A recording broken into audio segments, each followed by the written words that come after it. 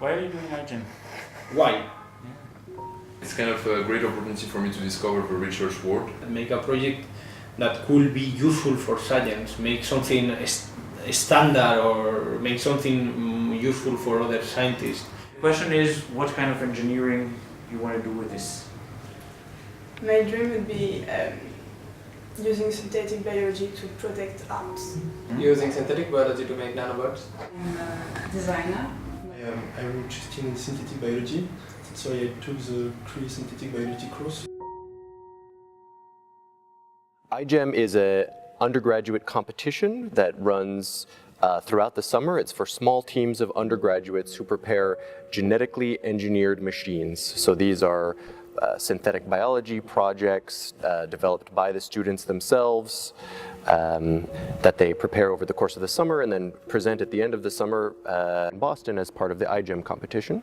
Our own program at the CRE begins as a student club, usually in the fall semester. The students meet, first of all, just to have fun, to get familiar with the concepts of synthetic biology, maybe to present papers from synthetic biology, or discuss ideas that they might have, crazy or otherwise. And that happens about once a week throughout the fall. And then starting in the spring, the students start to get serious. So we ask them to organize themselves. So the students themselves design a process for how to select a team, how to select a project, how frequently to meet. They work to attract advisors to the team. They start fundraising all in the spring semester.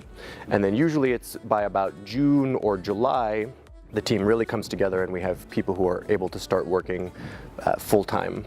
They're learning good laboratory practice and they're still understanding the mechanics of the project, and it's usually not until August or September that the team really comes together. So by September, the students, they know each other, they understand the science, they're familiar with how the lab works, and they really become a very, very effective scientific machine. But unfortunately, at that time, by the time all that happens, they've only got about 1 month left in the competition. So that last month is, it's just incredibly productive. It's incredibly stressful. The students really challenge themselves. They see that they're capable of things that they never thought that they were capable of before, and they start to see how, as a team, they can produce a really excellent project, something that's better than anything any of them could do alone. 2007, France had no team in that competition. And probably because there was no place you could gather the students from, right? The universities or Grande École in France were not places where it's easy to get student attention, time and motivation to do that. And when they are, there is the interdisciplinary topic. They're not so interdisciplinary. So Interdisciplinary Research Center was exactly the right place for that to happen. In Paris, there was a successful initiative for having the first French team, so I decided to be part of this adventure. So it was really a great pioneering time. This was a very exciting environment and very supportive of students to start scientific clubs, journal clubs, discussions and their own projects. What it was really is a place to gather people who thought a little bit outside the box. So that came the idea that maybe that center could host the first team from France to participate in the iGEM competition. I'm an advisor for the iGEM team.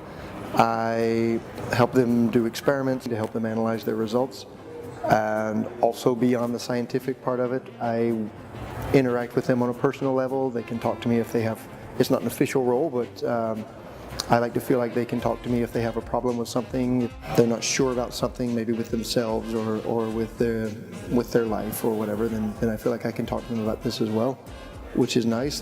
That's rewarding, and it offers a human, personal aspect to what I do. I think this program is great because it's a unique experience for students to get familiar with so many different disciplines and to conduct research in the context of real societal problems. It was giving me an opportunity to create a project from scratch, figure out all the administrative details around it, handle the budget, and all the way to the product design and everything around it. iGEM became at first an inspiration for me and a path to follow. After that, I did a PhD in synthetic biology. It's not every time that when you are students that someone say, okay, what do you want to do? It was the first time that I go in USA. Going to Boston and being able to present the project in front of people coming from all over the world, from the best universities in the world, and seeing that you can do something competitive with them, it's also really gratifying. It was really a great opportunity for me, and I think it was synthetic biology for me was love at first sight. I'm still doing it now. It gave me the courage, I guess, to after medical school to go back to science and thinking that okay, I really like the process. I want to do a PhD and maybe even do it in the US. I wasn't really the leader of the projects or the design of the team. I learned a lot, and then I gained a lot just by listening the others and just taking all I could from them. Even if iGEM is a great learning experience as a student project, at the end of the day, the science itself that is out of iGEM as a general thing is not that good. It's not that reliable. As a you go to the websites of the team, I would say not all the information is reliable. I would say this is also the case for normal science from very good institutions, but it's also more the case, of course, for student teams. I think the key is, in iGEM, is to tell a good story. It's like how I think of science. I think science is really about telling stories. And I think a great spirit comes from people that want to try their own thing and not trying to just do good science. iGEM, it's a science competition, but it's not regular science. Even if the project is not perfect, people are usually really proud of what they have accomplished as a team or as an individual inside this iGEM. After the Jamboree at Boston, a few months later, we were invited to another conference called South for Food to present the project, and we also got a lot of recognition there. And then with a few members of the team, we decided to actually continue this project and make it into a startup, and that's what I'm doing right now, working for the startup, and I hope it will work. Single best scientific research experience that I had in my life. iGEM is one of the reasons I stayed in science. You know people from different countries, different places, different teams, and you're pretty sure that you can send back an email and say, hey, by the way, I'm going to whatever, Netherlands, Japan, Hawaii, Singapore, and say, hey, I've met you in Boston, can I crash at your place, or can we do something? And most of the time people will react super positively. Within the role of a supervisor, I hope that I contributed somehow to changing the lives of the students that participated in the iGEM Bettencourt team this year.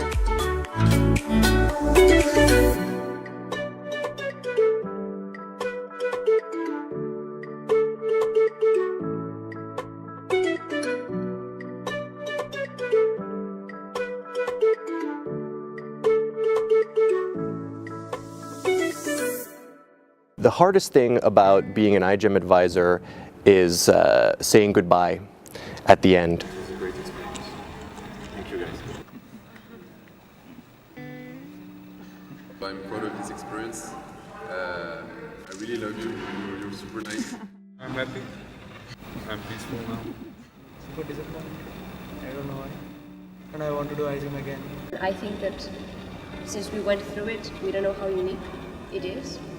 I think that we should be very proud of everything, and I also want to thank you all, because I think I didn't tell this to anybody that I was about to leave science because of any doubts of having lost what I thought was the drive that I had, and I sort of got it back.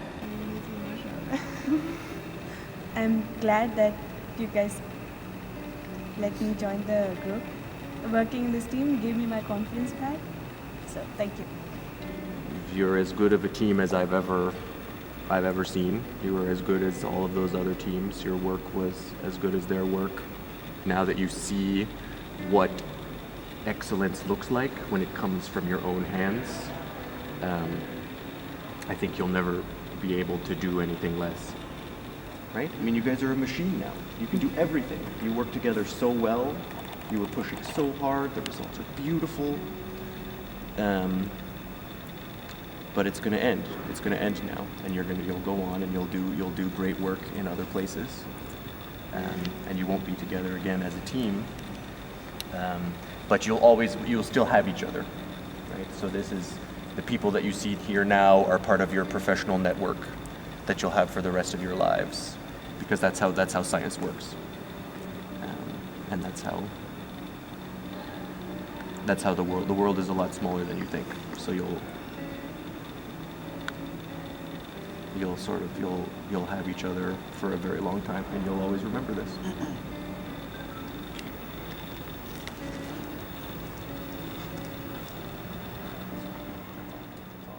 Emotionally hard to see those friendships end, and it's professionally hard for me to see this beautiful scientific team that's capable of so much. They have to break up, and it hurts, but it happens, and next year we do it again.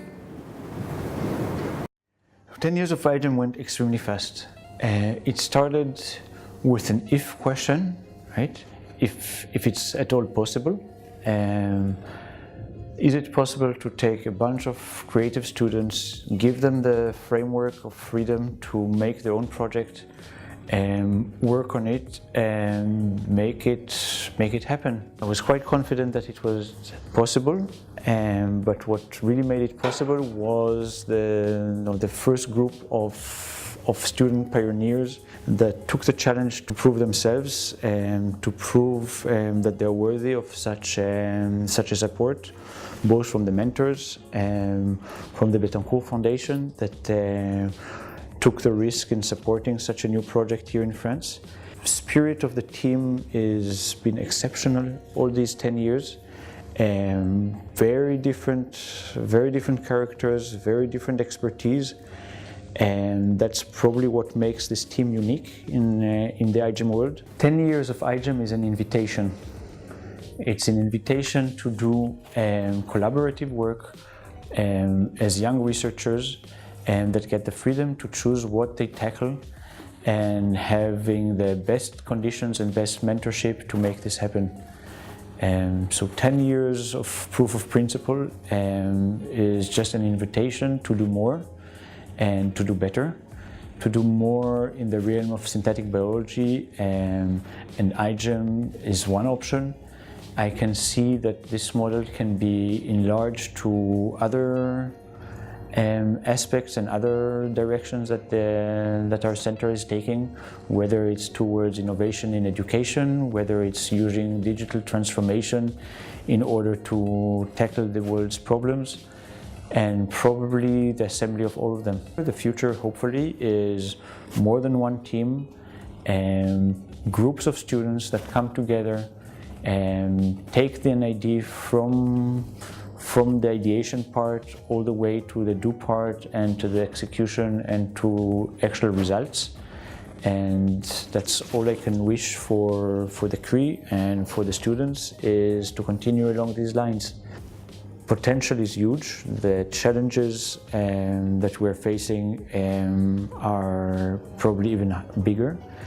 And this kind of collaborative spirit and ideas that realize is probably the best way that we can tackle these challenges. So I invite you all to join us.